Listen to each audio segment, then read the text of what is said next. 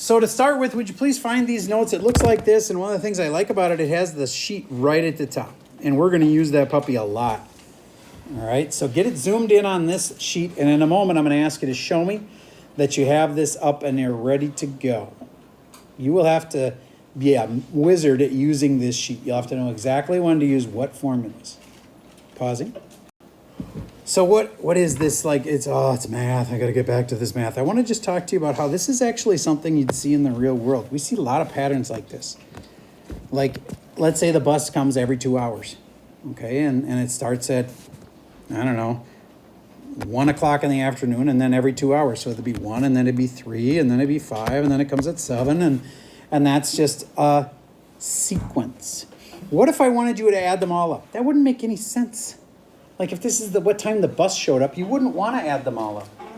But I might say, like, what's the 5th time the bus will come today?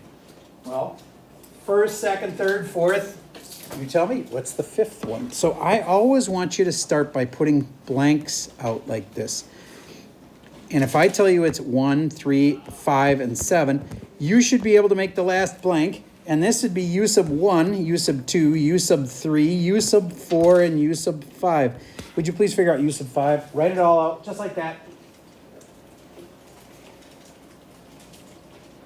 And now, is there a formula for this? Yes, there is. But you got to figure out if it's arithmetic or geometric so you can figure out which formula would do it. And I know some of you are like, what? I would never use a formula. The answer is just you keep adding 2, so then the answer is 9.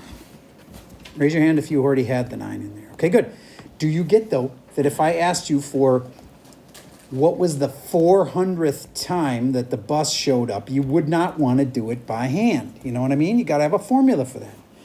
So, and it actually gets weird with time, because you know how time, it just kind of cycles over and over again, and all of a sudden you go past 12 and it goes to 1 again? Like a normal counting system, you don't go from 12 to 1, but time does. All right, so time can get a little weird in that. All right, so here is how I would describe this. U1 equaled 1. Process that for a second. Do you get what I mean when I say U1? It's just the first number. Okay. Would you please write what D equals? Write that down on your paper and then try to figure out what it is. What's D? Hint, D is the common difference. Amir, what was the difference each time here? 2. Good, so D is 2. Why wasn't it an R? Because we're not multiplying by some rate. We're just adding 2 each time. Do you remember this part of the formula? UN equals what always comes next? Every single time. After UN, you put, anybody? U sub N minus 1. Ooh, you forgot that. Put it in parentheses or use a subscript. I'm okay with either one. Like, you know, I could write it with a little subscript, sub N minus 1. That's how you write one of these formulas. And then the last thing you do is you say what to do each time. In this case, we're adding 2 each time. So do you get, that's why I'm going to put a plus 2 right here. That is called a recursive formula. Question number 1 on the test. Can you write a recursive formula like this? It starts with the starting number, and then it says this UN equals UN minus 1, which means a random term is given by the term in front of it. U sub N is just like a random term. So if I have a sequence that goes, could you shut that door over there, Mr. B? Thank you. And it's like, I don't know how it was before it, but now I'm at 24, and now I'm at 28, now I'm at 32, dot, dot, dot. If this is a random term, it's U sub N. U sub N means a random term. U sub N minus 1 means the term right in front of it.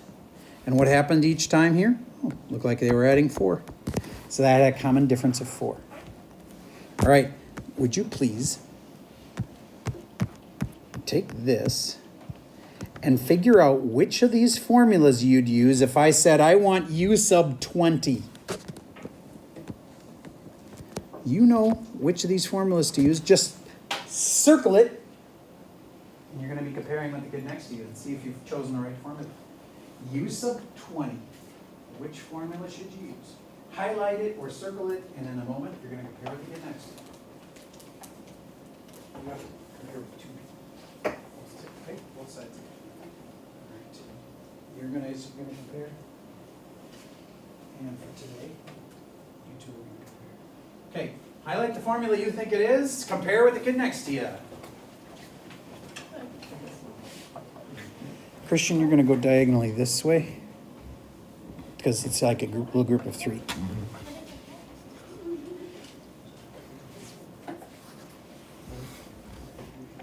All right, did you guys realize it was an arithmetic sequence, and so it had to be one of those two? And we didn't want to sum it all up, so it was this one. Raise your hand if you had the right formula. Okay, awesome. Then use the numbers we know and figure out what is u sub 20. U sub 20 is, well, what's u sub 1? Well, you can look it up. What's n? This is n. 20 is the number we care about. 20 is our n.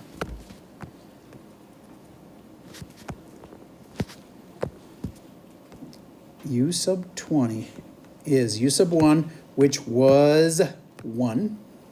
It's right here. Plus n minus 1.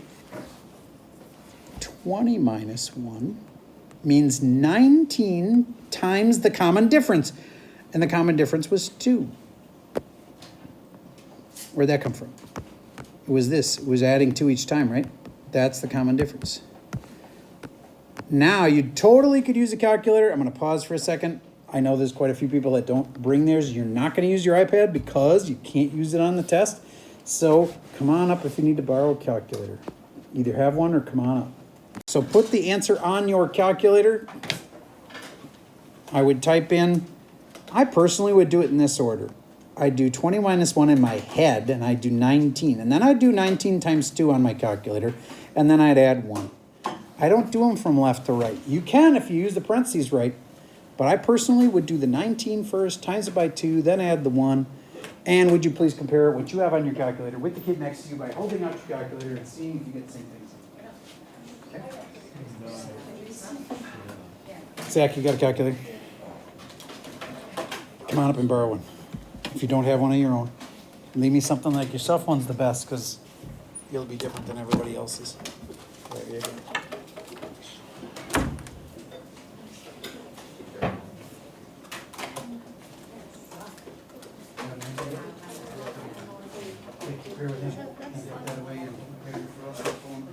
Don't give your beans out during my class.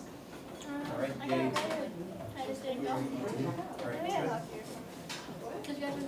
August, what did you get? 39. Raise your hand if you had 39. Okay, good. Now that we got all our stuff together, it should go a lot faster and easier for the rest of the hour. Now, the tough part is when they get to be word problems. I don't think you're quite ready for all the word problems yet, so I'm just going to do one more kind of normally problem. 2, but I times by 3 and I get 6, but I times by 3 and I get 18. What is u sub 5? There's a formula for that. But wait, which formula should I use? Oh, it's not arithmetic. I better use a different formula. Everybody find u sub 5 using the right formula. Use your calculator, type that puppy in, and see what u sub 5 is.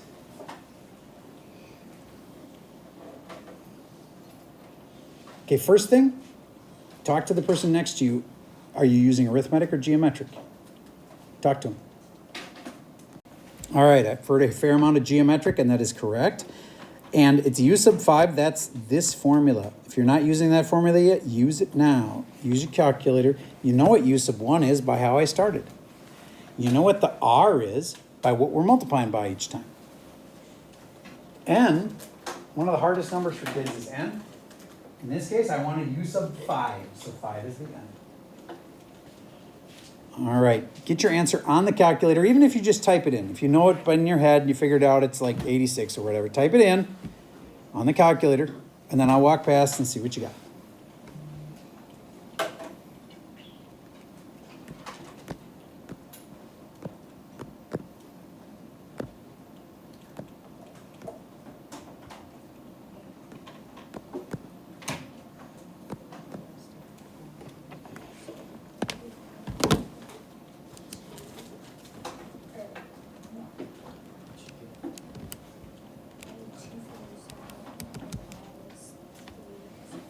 If you're stuck, talk to the person next to you.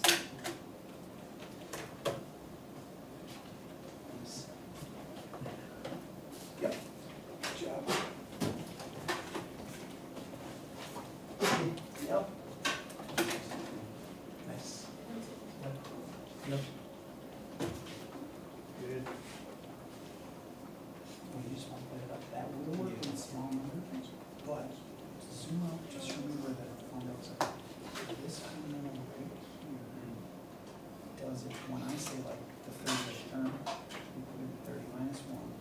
R is the common ratio, which is what you multiply by each time. And U1 is the first number. And like, so we just try that for this one. So what's useful? So put 2 there. Just write it right in and that's it. And then you type in the calculator later. Just check it.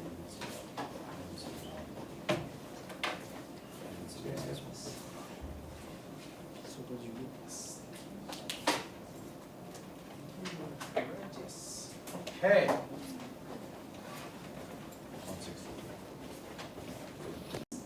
Common mistake answer here was to go 2 times the 3 is 6 and then put it to the 4th.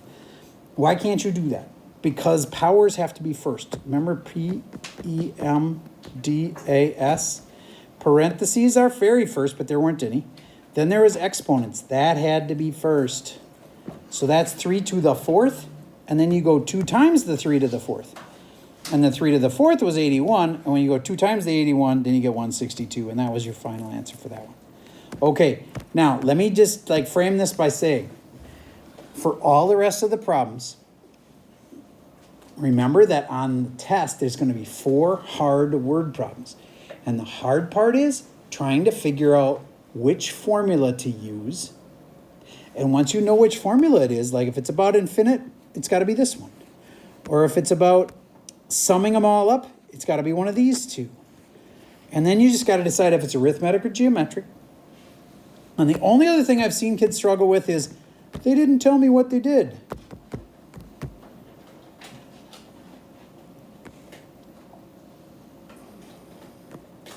And I couldn't figure out what they were doing each time.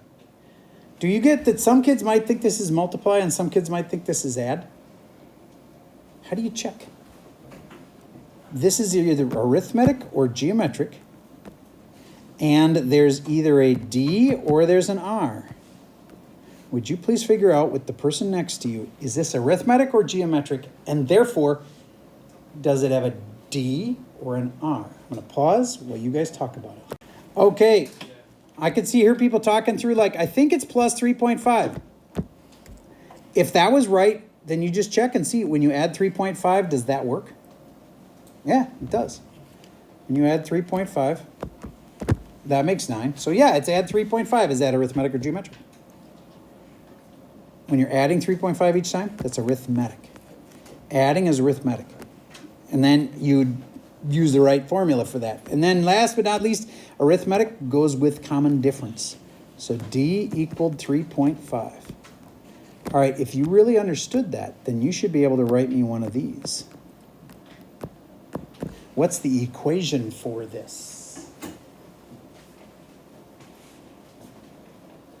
We're almost through all of the normal stuff, and after that, it's just word problems. And to do that, we just need to like try a bunch. They're not easy. I wish I could say this was an easy test, but it's not. But if we practice these problems over and over, and you try, you'll see how they work. You'll get down the pattern. Okay, what is U sub 1? Iris. 2. Where'd you get it? It's just the first number. Good. Okay. Next, what's U sub n? Always. Every single problem from now till the test, you always put what right here? If you haven't caught this yet, I already said it once this hour. U sub what? N minus 1. If you didn't have that there, you need to write that down. That's always the middle part of the formula. U sub n equals U sub n minus 1. Which is saying any term is given by the term in front of it.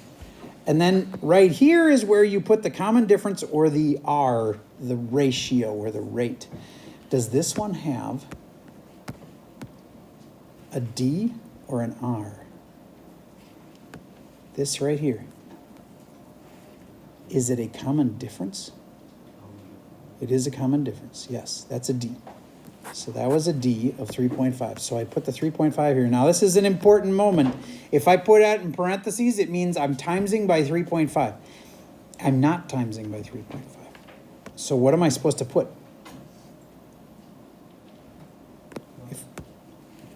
That little plus sign is so critical because if you put a parenthesis there, you'd be saying, I just need to times by 3.5. But this is not times, it's plus.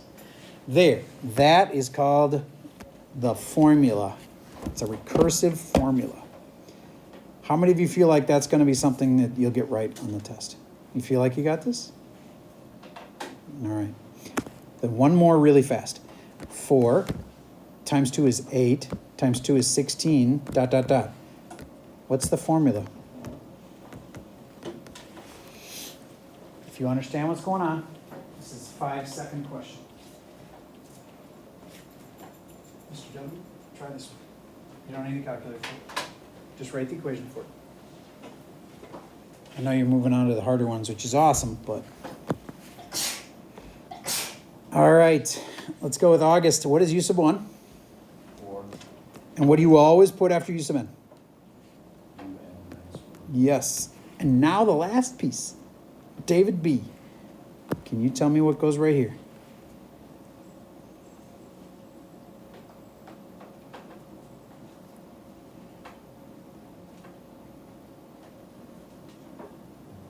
Okay, what's happening between each thing?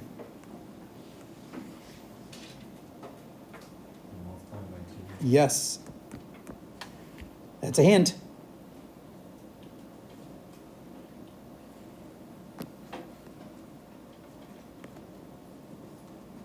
So David, obviously it's a 2, but what do you put with the 2? If I left it like that, you get it wrong. So what do you do?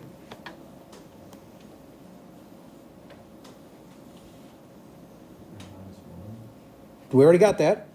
I'm just saying there's nothing between it and the 2. I got to do something. Looks like Abby's got it. What do you do? Parentheses. Yes. So when it's times, you put it in parentheses. All right. So what if by accident you had put a plus here? That would mean you're adding 2 each time. We're not adding 2 each time. All right. Okay, now on to the word problems. That's a review of everything that we did before break. And now, let's see if you can handle this. My best advice for you is to just make a list of your numbers like this. Every single sequence ever has a first number and a second and a third and a fourth. Okay? Sometimes they won't just give you the first number right away, but sometimes they will. So let's read this problem and try to figure out, put these 4 blanks on the page right now. If you haven't already, put 4 blanks down. If you get out the first 4 terms, then the rest of the problem becomes so much easier. If you know, oh, well, obviously the first number is this. That'll help a ton. And if you know how to get from the first to the second, you know the common difference. You notice a pyramid of kickballs at the store has 1 in the top row, 3 in the second row, 5 in the third row. Oh, so it's 1, and then 3, and then 5. See, do you get this is just a little sequence that starts with 1, 3, 5? So, Aurelia, does this appear to be adding or multiplying? Adding. So therefore, is it arithmetic or geometric?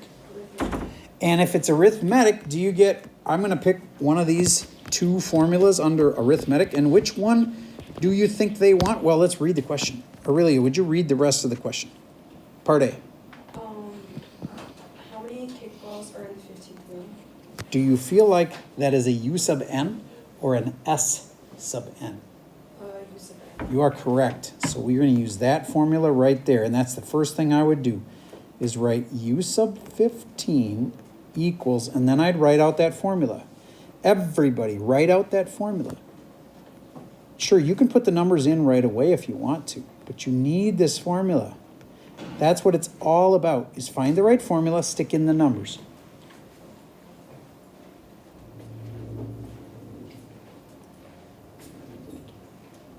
Okay, Nora, would you please tell me what is U sub 1? A little louder. 1 is correct. And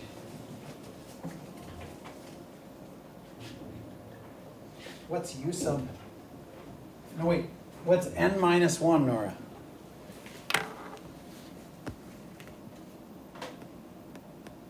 Come on, you got this. What's n minus 1? I'm just doing the formula. N minus 1 is 0? Oh, 15, 14. Okay, so 15 minus 1, and then put in the d. What's the d? 2. There you go. That's it. Now, if you can use a calculator, you got the final answer. All right, Victoria, what do you do first? 14 times 2. Yep, 14 times 2, I can do that in my head. That's 28. So what's the final answer? 29. That's how many kickballs are in the 15th row. Came from a formula. You got to pick the right formula and stick in the numbers. All right. What row will have at least 50 kickballs? I want the answer to be 50. This is not a sum of all of the rows. I have to be arithmetic because that's what kind it is. It's not a sum, so it can't be this one. So I guess it's this formula again. But where does the 50 go?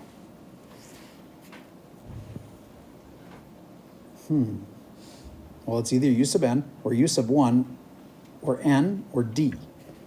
Maybe I should just randomly guess one. No, that doesn't make any sense. Which one of these is going to be like 50? What do you think, Eli? Yeah.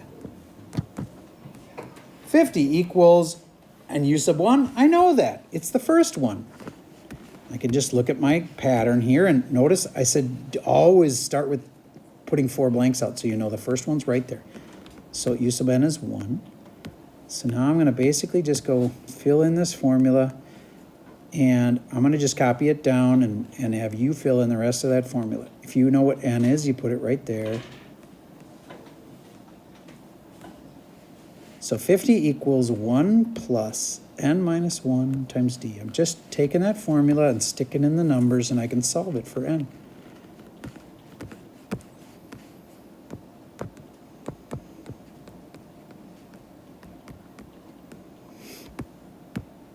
Do you get,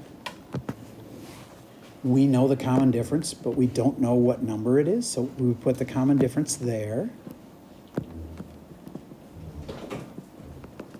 I was adding 2 each time, wasn't it? Yeah, I was adding 2 each time. So there's a 2 there. And then I just have to solve for n. And I know, for some of you, that's like, but I don't know what to do now. Well, it's an equation. You're supposed to know how to solve equations. Just an equation, so can you solve that? I would subtract 1 from both sides. Then I would distribute this out. Okay. All right, so this class will be over at, see, it's normal day, so we'll be out of here at 12:09. So we've got a fair amount of time to work. That's a review of how this assignment goes, and I've decided to not do the Schoology quiz yet. I might assign that on a different day, but I just want you to do the rest of this worksheet that we started together. Okay, so you're gonna finish from here. Whenever you get stuck, I'm gonna ask you to go, okay, which formula should I be using? Is it arithmetic or geometric? So which formula should I use? And once you got the right formula, I bet you won't even have to ask me anymore. If you're still stuck and you don't, because you can't figure out which formula, then come and ask me. But make that your first job. Is it arithmetic or geometric? So which formula should I use? Because that's what it usually is about. All right, so we got a bunch of work time. The rest of the worksheet looks like this. It's almost always find a formula, stick the numbers in the formula. And I know it's not easy to get started once you come back, but the test is coming very soon. So take this really seriously and come up and ask me for help if you get stuck. And I'll publish the key for this, but just not immediately, okay? So look for the key, coming soon. And then you're gonna drop box this puppy. It's your first assignment back, and there's really only a few problems left.